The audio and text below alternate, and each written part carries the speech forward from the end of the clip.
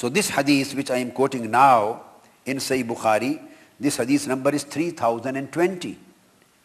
Reported by Sayyidina Umar radiyallahu ta'ala anhu. He says, Holy Prophet sallallahu alaihi wasallam stood once amongst us. قام فينا النبي صلى الله عليه وسلم مقاما فأخبرنا عن بدء الخلق حتى دخل أهل الجنة منازلهم وأهل النار منازلهم حفظ ذلك من حفظه ونسي ذلك من نسيه.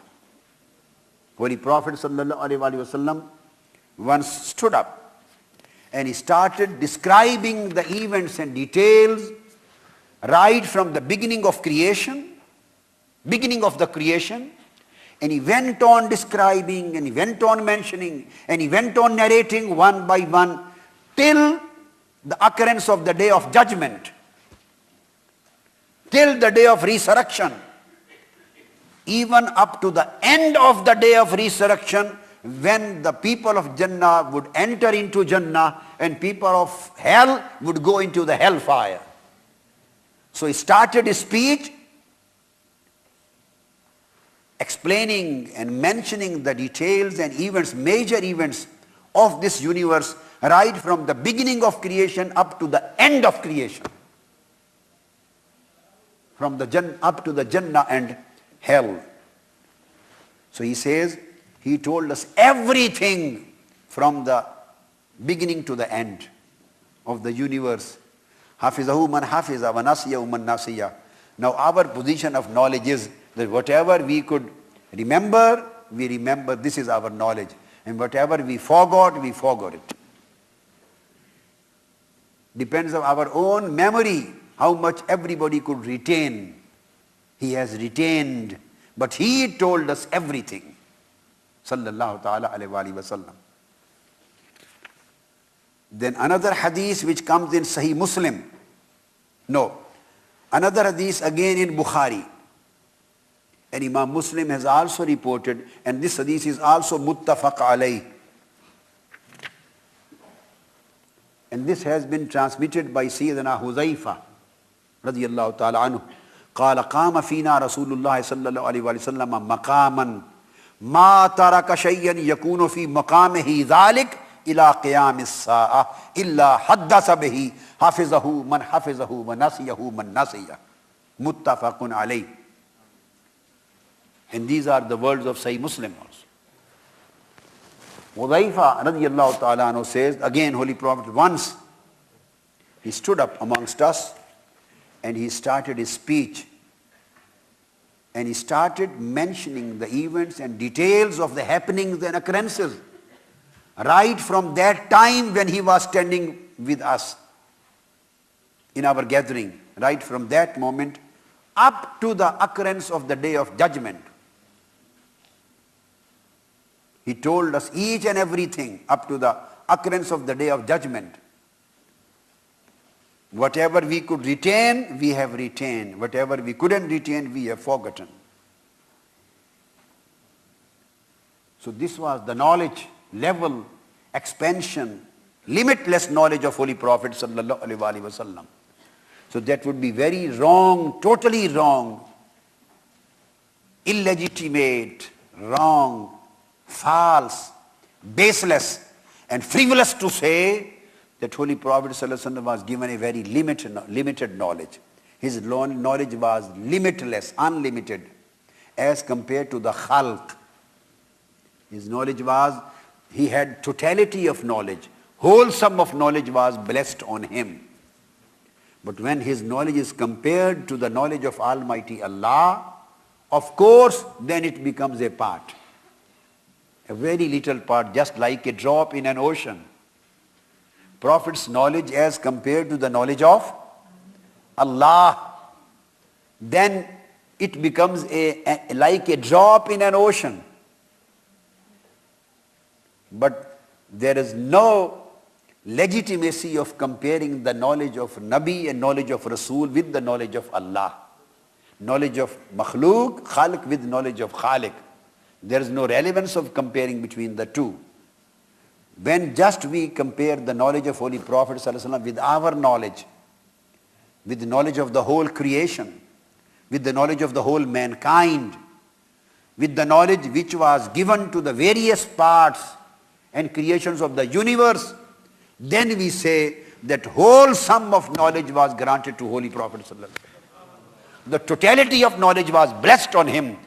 Each and every person in this world and each and every part of the creation of this universe, whatever knowledge is possessed by us or by any creation or by any scholar, by any alim, by any arif, by any wali, by any scientist, by any historian, or by any knowledgeable person of this world, any knowledge by us or by the whole world, that is lesser and lesser than a drop compared to 7 oceans. His knowledge is the wholesome and real totality. Ilmul Kul, as far as the Khalq is concerned. Again, Imam Muslim has reported another hadith, Imam Muslim. And the reporter of this hadith is Amr bin Akhtab. Amr bin Akhtab. Just in support of the hadith of Bukhari, I am quoting Muslim. And Imam Muslim has brought this hadith in the chapter book Kitabul Fitan wa Ashratus Sa'ah. And Imam Tirmizi has also quoted the same in Kitabul Fitan and many other A'immah of hadith in their books. Amr bin Akhtab reports, قال صلى بنا رسول الله صلى الله عليه وسلم الفجر. Amr bin Akhtab says that he صلى بنا رسول الله الفجر وصعد على المنبر فخطبنا حتى حضرت الظهر. Holy Prophet ﷺ prayed Salatul Fajr with us. He led Salatul Fajr and started his speech till the waqt of Zuhr prayer arrived. After Fajr he started and Zuhr prayer arrives. He continued, he فَنَازَلَ فَصَلَّى ثُمَّ صَعِدَ عَلَى الْمِنْبَرِ. He came down, he prayed Zuhr, again went on the chair, sat on the chair, his mimbar, and started his speech. Hatta hadaratil asr. Then the asr prayer waqt arrived, time arrived. Thumma nazala fasalla, thumma sa'id al-mimbar. He came down, he prayed asr, again went back on the stage, sat on his chair and started his speech. Hatta gharabati shams. Until the sunset. So he delivered a speech continuously from Fajr to sunset, with 2 breaks in between. No lunch break, no dinner break, no tea break. And what happened? The last words of hadith are, فَأَخْبَرَنَا بِمَا كَانَ وَبِمَا هُوَ كَائِنٌ وَفِي رِوَايَةٍ إِلَى يَوْمِ الْقِيَامَةِ فَأَعْلَمُنَا أَحْفَظُنَا. So right from the Fajr prayer till sunset with breaks of Zuhr and Asr, Holy Prophet ﷺ in a long continuous speech, they say he told us each and everything, and he described and narrated each and every event that took place from the beginning of creation till that day, and from that day till the occurrence of the last day of judgment. The whole history of creation from beginning to end was described just within one day. This was the mu'jiza, miracle of Holy Prophet ﷺ. Miracle of Holy Prophet ﷺ. Then companions say, فَأَعْلَمُنَا أَحْفَظُنَا. The one who has best memory, he is the best knowledgeable person amongst us. Because what we did, we didn't read any book. We didn't go to any school, any college, any university. There was nothing in those days. Just the only source of knowledge was the heart of Holy Prophet ﷺ. The mouth of Holy Prophet. We heard from him, we received from him, and we memorized it. That's it. This was our knowledge.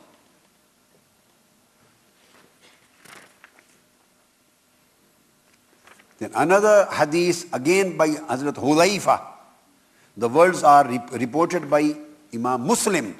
He says, أخبرني رسول الله صلى الله عليه وسلم بما هو كائن إلى أن تقوم الساعة.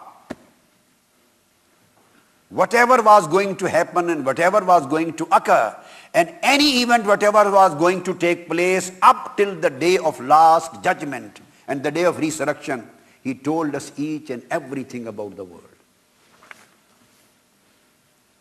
So these are, I have quoted some of the hadiths from Bukhari and Muslim just to elaborate the concept of the comprehension and totality of the knowledge and ilm of Holy Prophet sallallahu ta'ala alayhi wa sallam. Whether it is related to the visible events and realities and facts, or it is related to the invisible or hidden secrets of the world and secret of the universe. Now we come to another very beautiful subject of hadith, and that is the ziyarah of Holy Prophet ﷺ in dream. And that is reported by Imam Bukhari. Holy Prophet ﷺ has been reported by Abu Huraira radiyallahu ta'ala anhu.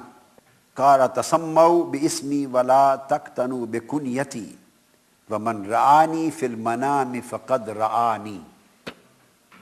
من رآني في المنام فقد رآني فإن الشيطان لا يتمثل في صورتي وفي رواية إن الشيطان لا يتمثل بي ومن كذب علي متعمدا فليتبوأ مقعده من النار أو كما قال. This hadith on the ziyarah of Holy Prophet ﷺ in dream, with the same words, Imam Bukhari has brought at 5 different places. This hadith number is 110. The same hadith is reported by Imam Bukhari under the number 3539. Again reported under the number 6188. Again number 6197. Again number 6993. And there are many other ahadiths but with different wordings. So this text has been repeated at 5 places, under various chapters, various headings and various captions. And Imam Bukhari radiyallahu ta'ala anhu wants to derive various ahkam and legal and religious and spiritual issues out of the same text, according to the varying and differing contexts. Holy Prophet ﷺ said here, narrated by Abu Huraira, name yourselves with my name. And you may use my name. You can name yourself Muhammad sallallahu alaihi wasallam. But do not name yourselves with my kunya. Holy Prophet's kunya is a title that is Abul Qasim. Holy Prophet says, nobody should name and no parents should name their children or their son Abul Qasim. They can name Qasim, but not Abul Qasim. Name your children, name yourselves on my name, but not on my kunya like Abul Qasim. And whosoever, then Holy Prophet ﷺ says, whosoever sees me in a dream, then surely he has seen me in reality.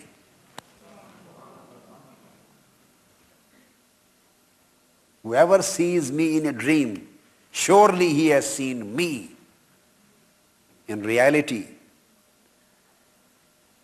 Because Satan cannot impersonate me. Shaitan cannot adopt my shape. It is impossible for him to impersonate me. And whoever tells a lie against me intentionally, then surely let him occupy his seat, his place in hellfire.